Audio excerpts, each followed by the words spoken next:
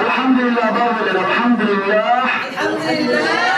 আমি আপনাদের সামনে যে আয়াতটুকু তেলাওয়াত করেছি, আয়াতটা গুরুত্বপূর্ণ, কিন্তু সূরা বনী ইসরাঈলের মধ্যে আয়াতটা আছে। আল্লাহ তাআলা আয়াতের মধ্যে বলেন, ওয়াকুল জাআল হক ওয়া জাহাকাল বাতিল ইন্নাল বাতিলা কানা যাহুকা। সত্য এসেছে, মিথ্যা বিলুপ্ত হয়ে গেছে, ইনশাআল্লাহ সত্য আবার আসবে, সত্য নিশ্চয় আসবে। কিন্তু আমি বক্তব্য দেওয়ার এখানে কোনো কিছু নাই, আমি বক্তব্য করি নাই, কিন্তু আমার মন থেকে যা বলার আমি আপনাদের কাছে বলবো, কয়েকটি কথা বলে বিদায় না তৌফিক ইল্লা বিল্লাহ।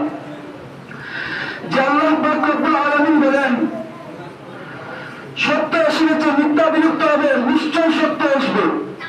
সত্য আসবে, কিন্তু ইসলাম আমাদের কাছে আসছে। ইসলাম চির জীবনের জন্য থাকবে। আমরা মারা গেলেও ইসলাম থাকবে, আমরা জীবিত থাকলে ইসলাম থাকবে। ইসলামকে কেউ বিলুপ্তি করতে পারবে না, ইসলামকে কেউ দুর্ভাগ্য করতে পারবে না, ইসলামকে কেউ বন্ধ করতে পারবে না।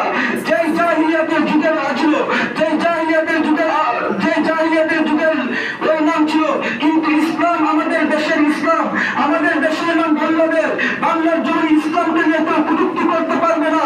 আল্লাহর কসম করে বলি, যে বাংলার জমিকে ইসলামকে নিয়ে বিলুপ্তি করবে আমরা চাইবো না।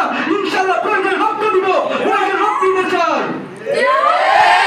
বাংলার জমিনকে ইসলামের পরিবর্তন করতে হবে, ইসলামকে আমরা আগাইতে চাই, ইসলামের নামে কোনো বদনাম করতে চাই না।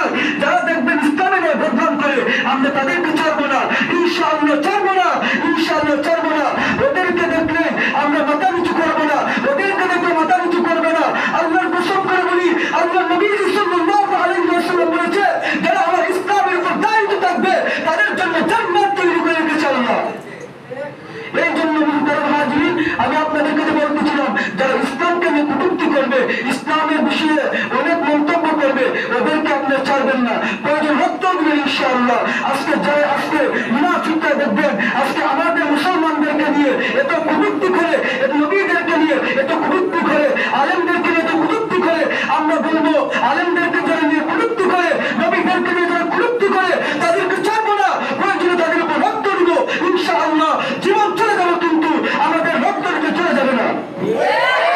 আজকে বলতেছিলাম, আজকে যারা আমাদের আলেমদেরকে নিয়ে যারা সমালোচনা করে, ওরা মুনাফিকের মুনাফিক, ওরা মুনাফিকের বাচ্চা মুনাফিক। যারা আলেমদেরকে নিয়ে যারা সমালোচনা করে, নবীদেরকে নিয়ে যারা সমালোচনা করে, যেই নবী না হলে তুমি হইতো না, যেই নবী না হলে কুল কায়নাত হইতো না, যেই নবী না হইলে আলম বিশ্ব কুল কায়নাত হইতো না, আসমান জমিন হইতো না, কোনো কিচ্ছু হইতো না।